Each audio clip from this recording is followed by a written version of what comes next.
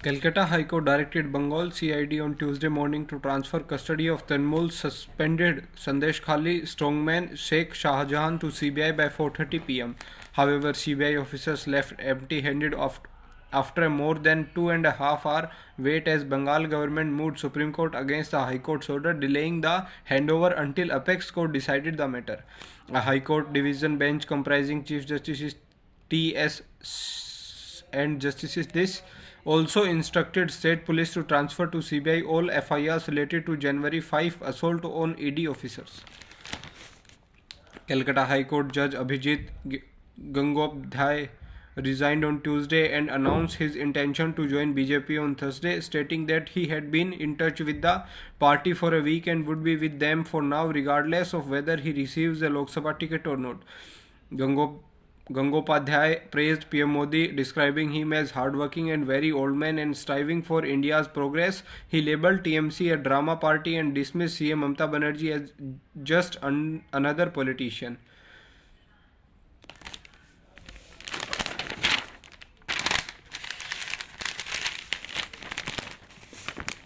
Enforcement Directorate has received a booster from a Jharkhand court which held former Chief Minister Hemant Soren prima facie guilty under IPC Section 174 for defying 7 summons issued by the probe agency. The ruling exposes Soren, already in judicial custody, to the risk of a jail term 1 month each for the summons he ignored. ED has also invoked Section 174 against Delhi CM Kejriwal for not complying with its repeated summons related to its investigation into the alleged liquor scam. The matter is pending in a Delhi court, which has summoned Kejriwal on March 16 to decide the validity of ED's complaint. The Jharkhand court has summoned Soren on April 3 when it is expected to pronounce its order on the culpability of the former CM.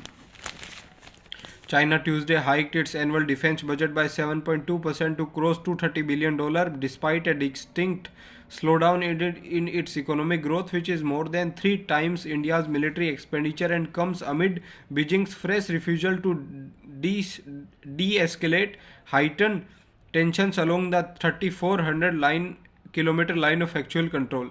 The main driver behind China's rapid modernization of its 2 million strong armed forces is to deter the US, which had $877 billion defense budget last year, from interfering in its neighborhood, especially in Taiwan, which it considers a breakaway province. India, however, has used reasons to be concerned. China's actual military expenditure is much more than it is declared in defense budget. It is super busy time at Mysore Paints and Varnish Limited, the sole supplier of a product without which holding elections in India would be extremely difficult. Indelible Ink, having received its biggest order till date for the upcoming Lok Sabha polls, MPVL said at least 70% of the production was complete and the rest will be done by March 15. The country will need 26 lakh vials of the marker for the election at a cost of Rs 55 crore. One vial of 10 mg can be used for 700 voters. Beside the domestic demand, the company, that has founded in 1937, says it has a pipeline of export orders to fulfill as many as of 60 nations scheduled to hold polls this year need to the ink for their voting processes. Users of Meta's Facebook, Instagram, Threads and Messenger platforms are experiencing login issues in what appears to be a widespread outage, including in India. London-based internet monitoring firm NetBlog said on X that 4 Meta platforms are currently experiencing outages related to login sessions in multiple countries, but the firm said there was no sign of country-level internet disruptions or filtering. According to a PTI report, the network outage problem across Google and Meta was reported around 9 p.m. of Indian Standard Time, according to an outage tracker platform Down Detector. Talk of a BJP-BJD alliance gained traction Tuesday, with PM Modi calling Odisha's Naveen Patnaik's popular CM and the latter lauding him for transforming India into an economic powerhouse, making his the second instance in a month of the duo displaying camaraderie in public. Modi, who was in Chandikhol in Jaipur district to inaugurate or lay the foundation for projects worth nearly 20,000 crore. Also praised the legacy of Naveen's late father and two-time CM Biju Patnaik on its 108th birth anniversary. Biju Babu's contribution to the development of Odisha and the nation are incomparable. He said, "I feel fortunate to offer tribute on India's behalf from Odisha."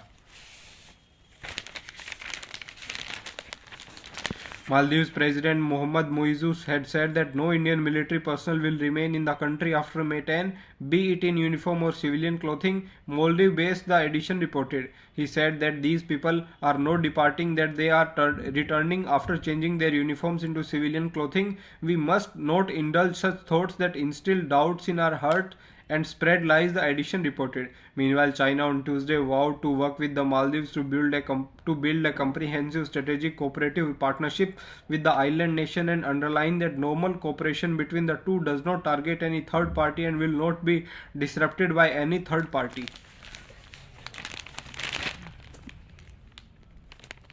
Government has mediated between Google and homegrown app developers over a tussle on commissions charged for in-app payments. Reported said the tech giant has agreed to reinstate all Indian apps that it had abruptly delisted from its Play Store on Friday.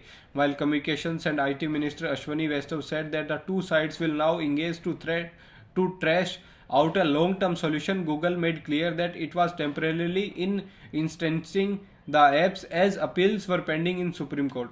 Google has agreed to release the app with the same status on Friday, March 1, Vaishnavi said on Tuesday, a day after he and Minister of State Rajiv Chandrasekhar meet the aggrieved Indian app community to sort out the matter.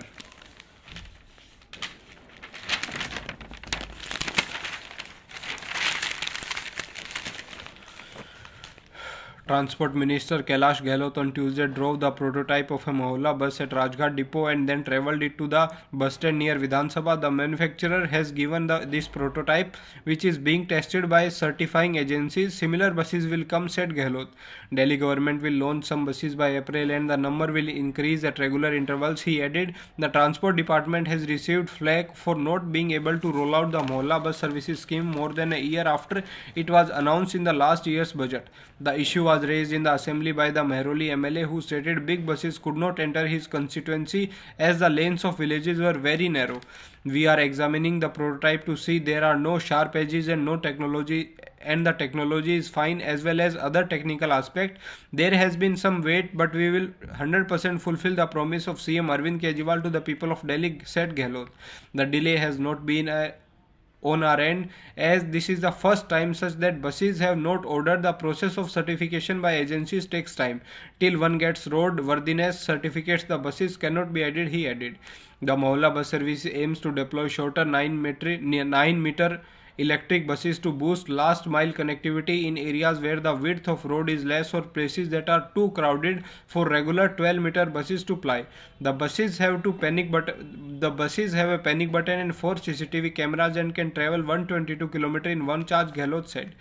A senior official of the Transport Department said the buses will ply in a circular motion in a mohalla so that people can reach nearly metro stations, markets or hospitals. Another official said that the department has been asked to prepare the shortest possible routes that then can accommodate the maximum number of passengers. The routes will be decided based on several factors, including the existing public transport services in an area and the distance passengers have to walk to assess different modes of transportation. The bus service will be free for women.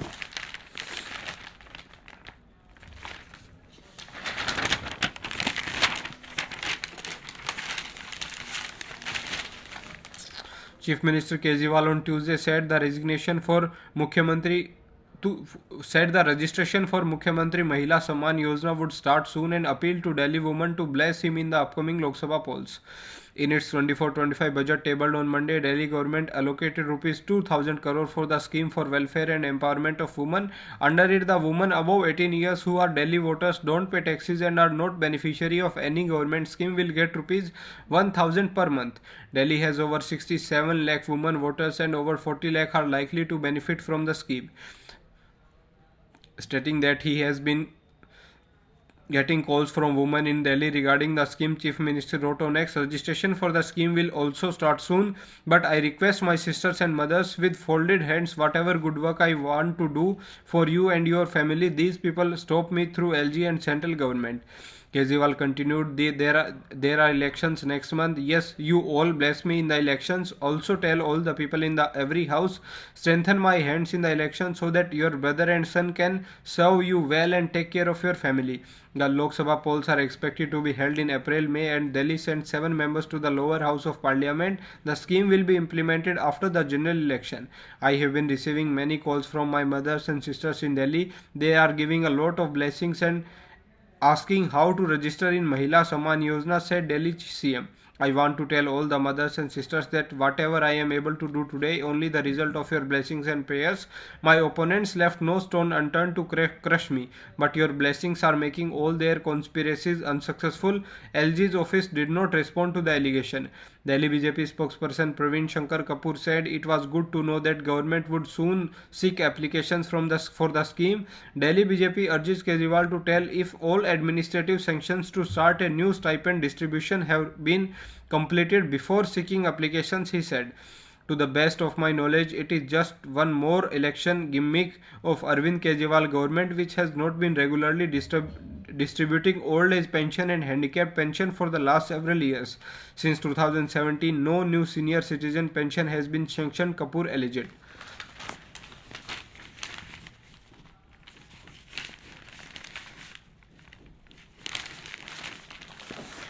The NCR Transport Corporation released the fare chart of the second section of the Delhi Meerut line on Tuesday. The additional 17-kilometer section from Duhai to Modinagar North is set to be inaugurated by PM Modi on Wednesday.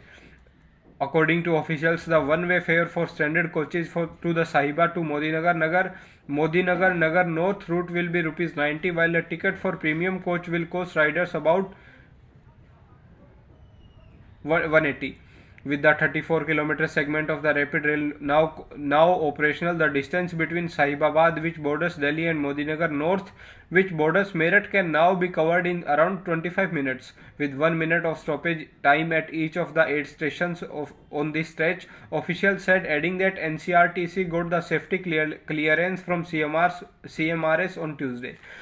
Prime Minister will inaugurate the 17-kilometer long additional section of the Delhi Ghaziabad Meerut RRTS corridor from Duhai to Modinagar North on Wednesday through video conferencing from Kolkata, said an NCRTC official.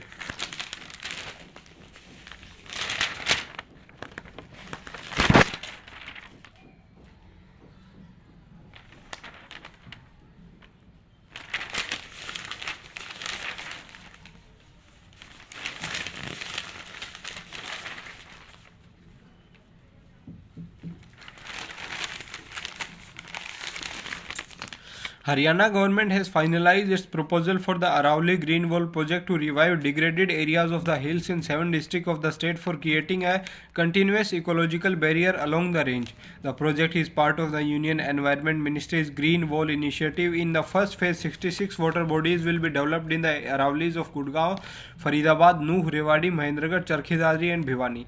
The state will revive 35,000 hectares of land, including 18,000 hectares in Gurgaon. Haryana has finalized the plan and it has been sent for approval to the MOEF. Once it gets a node, work is likely to start, a senior Haryana forest official said on Tuesday.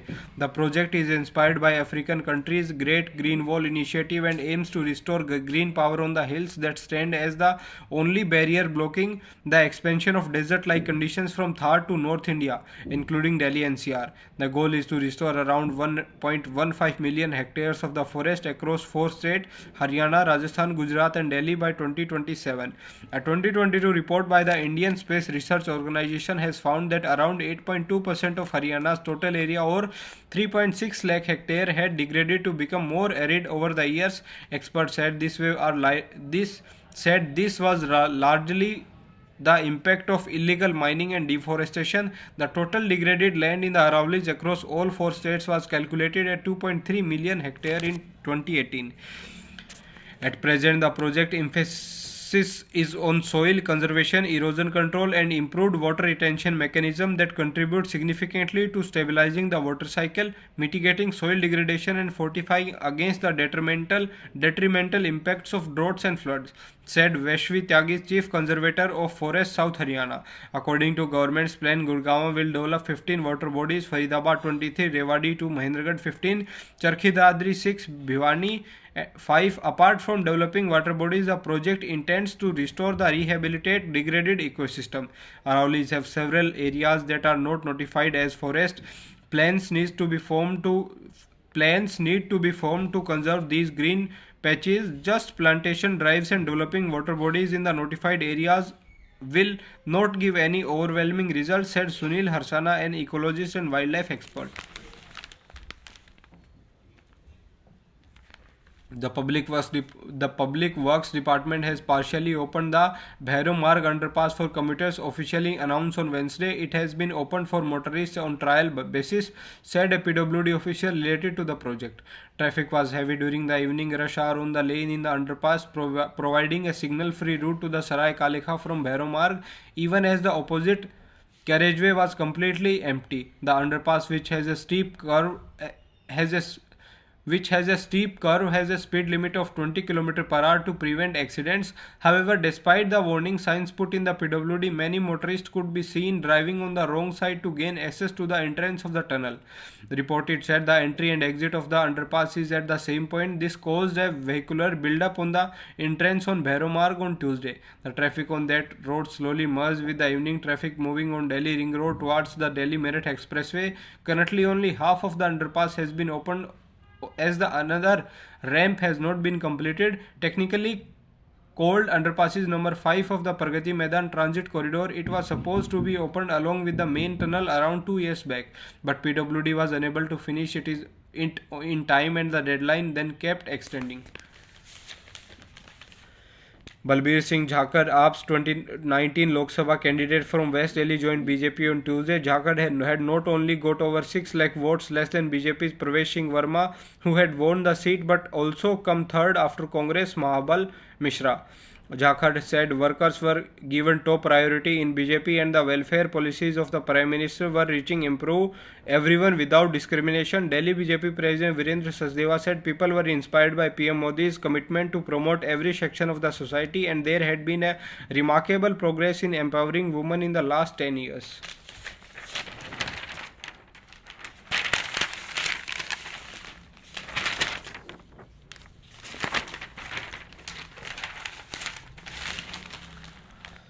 There was no mention of the funding for the 12 Delhi University colleges which are financed by Delhi government in the budget presented on Monday, leaving their future uncertain.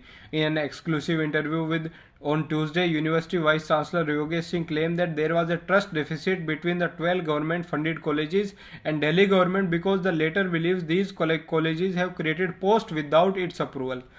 Singh also said that DU recruited 45,000 teachers, 4,500 teachers, but could not do the same in these 12 colleges because of the lack of consent from Delhi government. The 12 institutions have been in the eye of a storm, and in a letter to the central government in December last year, Delhi's Education Minister Atishi alleged financial irregularities in the colleges. She claimed that the 12 colleges appointed 1,800 employees without the state government's clearance. Earlier this year, Delhi government said it would provide funding to the colleges only when they were de-affiliated from DU and became part of one of the Delhi state universities. The VC asserted that DU had created the post in the colleges as authorized by their governing bodies. He claimed to have requested Delhi government to give post facto approval to the recruitment. They agreed, and now the file is with the Administrative Response Department of the state government. I am optimistic they will give their approval, said Singh. New Delhi Municipal Corporation had decided to tap the untreated water flowing in Kushak Nola and treat it before releasing it back into the drain. The Rs 170 crore project, part of Centre's Namami Gange, includes installation of decentralized wastewater plants to improve water quality of the drain from Sardar Patel Marg to Kamal Attuturk, Mag and the neighboring areas. While the decentralized wastewater system will be maintained for 12 years, NDMC aims to sell the treated water to hotels and restaurants located close to these plants from the second year, said NDMC member Kuljit Chahal.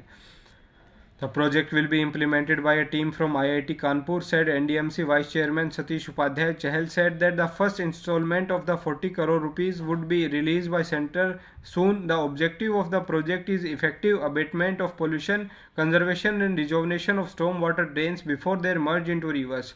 Only a portion of this drain passes through NDMC and the other portion falls under MCD, said Chahal. Continuing its effort to rehabilitate old sewer lines in NDMC areas, the council also passed a proposal for desilting and rehabilitation of twin barrels of 2100 mm diameter from C Hexagon to Lodi Road and from Zakir Hussain Marg, Golf Course and Subramanyam Bharti Marg by the GRP structural lining method at a cost of Rs 148 crore.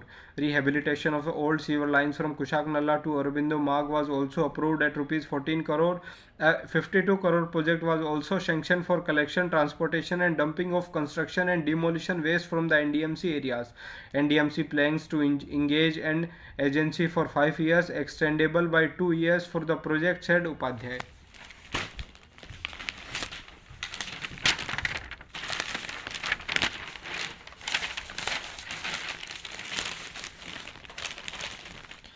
BJP on Tuesday hit out the India bloc over A. Raja's statement that his party DMK did not believe in Ramayana and Lord Rama and that India was not a nation but a subcontinent. It is evident that insulting India's ethos, publicly humiliating Hindu gods and questioning the very idea of India have become the hallmark of the India alliance. Is Congress ready to stop so slow for political gains that is ready to accept such comments? Asked senior BJP functionary Ravi Shankar Prasad. Raja said, we will never accept Jai Shri Ram and Bharat Mata ki Jai. Do Sonia Gandhi and Rahul Gandhi and Mallikarjun Kharge agree with this? Will DMK use such derogatory comments against deities of our religions? He said. Prasad noted that Raja had earlier attacked Sanatan Dharma.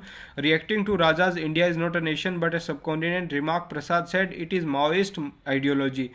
Interestingly, Raja's judgment came a day after Supreme Court rebuked his colleague and Telangana Minister Udyadini Stalin for disparaging Sanatan Dharma.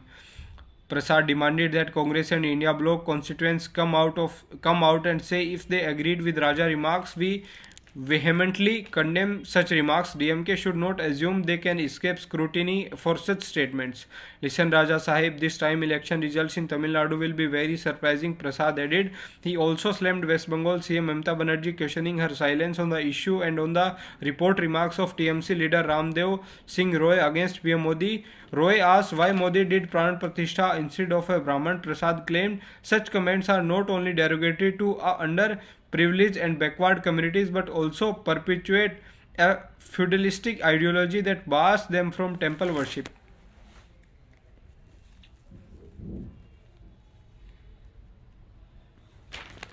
DMK MP A. Raja in the news again, this time after his remarks that he does not believe in Lord Rama or in the Ramayana were widely circulated on social media and drew criticism from BJP politicians. Congress slammed the controversial statement of DMK functionary A. Raja about Lord Rama, saying Rama belongs to all and leaders should exercise restraint in their speech. I condemn the statement. Ram belongs to all and is present in everybody.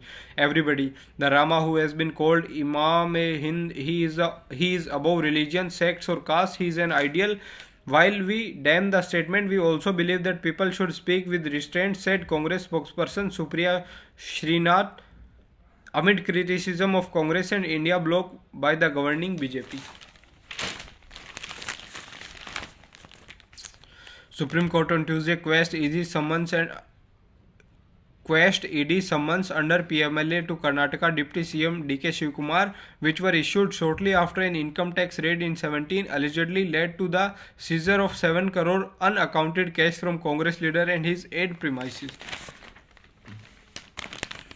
The summons under the Prevention of Money Laundering Act were issued by ED, taking conspiracy punishable under Section 120B to be a stand-alone predicate offence. Shivkumar's discharge plea was rejected by a Bengaluru Special Court and Karnataka High Court, which has ruled the conspiracy was a stand-alone predicate offence and upheld the summon issued to Shivkumar. The Congress leader had moved Supreme Court and pleaded that in absence for the conspiracy for commission of any scheduled offence, no proceeds of crimes as defined Section 2 of PMLA can be said to exist. Consequently, Section 3 of PMLA cannot apply, he had said.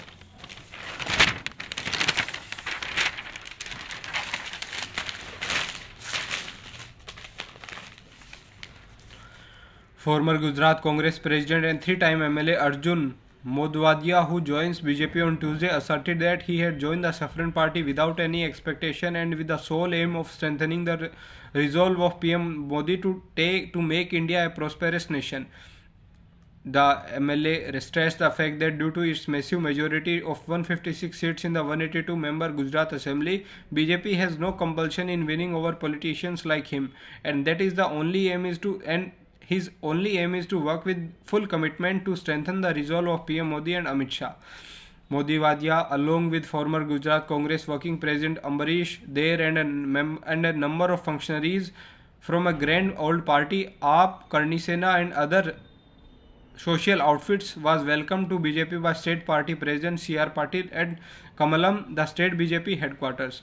Patil welcomed them, offering them BJP scarves and caps, and said, "Today all you have joined BJP to strengthen Modi's resolve to make India a developed nation. We will all work together wholeheartedly to achieve this goal."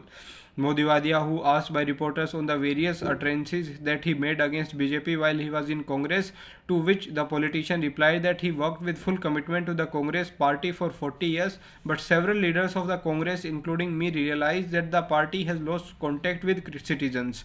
I entered politics to bring out a positive change in the lives of people. I firmly believe PM Modi is striving hard to ensure well-being of all citizens and make India a prosperous nation. BJP MP KP Yadav, who was cast aide in favor of Jyotiraditya Scindia for the Gunda Lok Sabha ticket, met RSS leaders in Bhopal on Monday. He said he would not join Congress, though the opposition party is holding the door open for him. 3 days after Yadav found his name missing from BJP's first list, he was seen at Samidha, the residence of RSS leaders in Bhopal on Monday. Speaking to reporters later, Yadav said, "I respect the party's decision. I have congratulated all those who have been given tickets." Asked if he would join Congress, Yadav said, "No, BJP is a big party. I am a party worker. Let the party decide what work they have for me." Yadav was the poster boy for the 19 elections after defeating Scindia in Guna by over 1.2 lakh votes. Yadav's stardom was short-lived. A year later, in March 22, Scindia walked into BJP with 22 loyalist MLAs, creating a new power center in the Saffron camp. PM Modi's speeches are available in 8 regional languages through different social media accounts. These dubbings are being produced through artificial intelligence, a major technological leap which the BJP claims to have done for the first time in the world. PM Modi has used AI to translate his speech at an event in Uttar Pradesh, Varanasi in December last year when he addressed the audience at Kashi Tamil Sangam in Hindi, and his speech was translated to Tamil in real time. "This is a new beginning and hopefully it will make easier for him to reach you," the PM said. His speeches are now available in Bangla, Kannada, Tamil, Telugu, Punjabi, Marathi, Odia and Malayalam on respective X accounts, which were circulated by the party's IT cell. The long-awaited expansion of Yogi Adityanath's UP cabinet took place on Tuesday with the induction of 4 new members. Apart from BJP alliance partner SBSP's chief Om Prakash Rajbhar and RLD's Anil Kumar, newly elected MLC Dara Singh Chauhan and BJP Sahibabad MLA Sunil Sharma were sworn in by Governor Anindaben Patel at the Raj Bhavan. With this, the number of ministers in the Yogi government has risen to 56. All 4 who were sworn in on Tuesday are cabinet ministers. Now UP has 22 cabinet ministers, 14 junior ministers with independent charge and 20 junior ministers. There still are 4 vacancies. This was the first expansion after Yogi became the first CM in 38 years to get a second consecutive term after the 22 assembly polls. Union Home Minister Amit Shah on Tuesday targeted NCP President Sharad Pawar saying the people of Maharashtra have been bearing with him for the past 5 decades. Later, Shah also took a dig at former Maharashtrian CM Uddhav Thackeray for siding with those who had opposed all the Balasaheb Thackeray believed in. Shah, while addressing a youth conclave in Jalgaon, said, "I want to tell Pawar that Narendra Modi has been the PM for the last 10 years and can present this biodata to achievements. Citizens of Maharashtra are bearing with you for 5 decades, leave aside 50 years, you spell out accountability for just 5 years as a politician." He said the India bloc was formed to promote dynastic politics. He appealed to the youth to vote for parties that will strengthen democracy and not dynastic politics. Look at the opposition that is challenging PM Modi. Sonia Gandhi wants to make Rahul Gandhi PM. Uddhav Thackeray wants to make Aditya Thackeray CM. Sharad Pawar wants his daughter as CM. Mamta Didi wants to make her nephew CM. Stalin wants his son to CM. Where do you stand? Shah asked the crowd. Shah further said Sonia Gandhi was relaunching Rahul Gandhi as PM candidate for the 20th time. On one hand, Modi is launching Gaganyaan, and on the other, Sonia is experimenting with Rahul Baba for the 20th time. Rahulian was launched 19 times, but it never reached the destination, Shah said.